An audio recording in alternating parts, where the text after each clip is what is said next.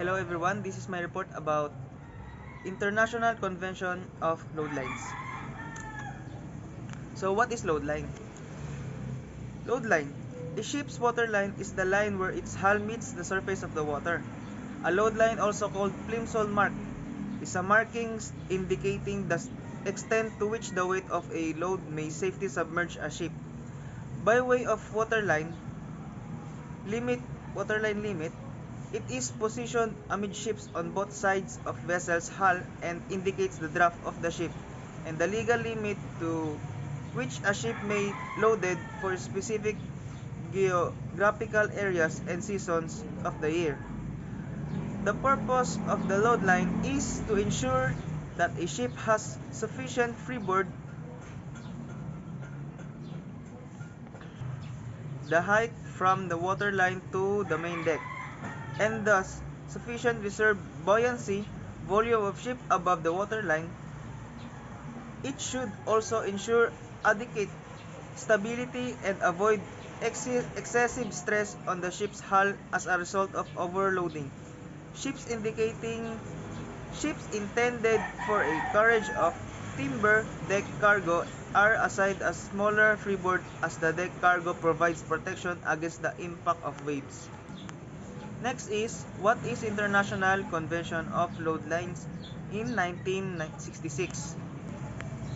Adoption is on April 5, 1966 and entry into force in July 21, 1968.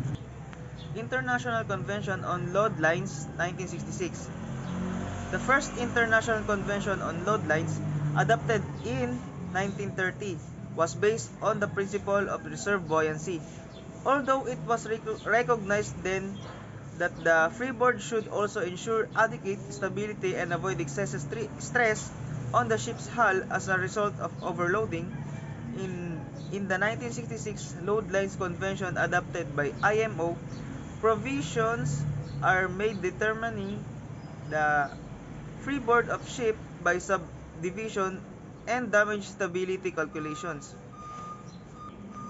The regulations take into account the potential hazard present in different zones and different seasons.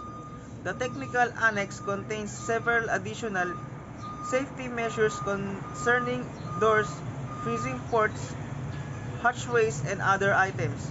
The main purpose of the measure is to ensure the watertight integrity of ships' hulls below the freeboard deck. Load Lines 1966, the Annexes. The convention includes Annex 1 divided into 4 chapters. Chapter 1, General. Chapter 2, Conditions of Assignment of Freeboard. Chapter 3, Freeboards. Chapter 4, Special Requirements for Ships Assigned Timber Freeboards.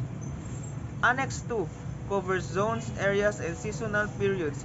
Annex 3 contains certificates including the International Load Line Certificate. Adoption of Tacit Amendment of Procedure 1988.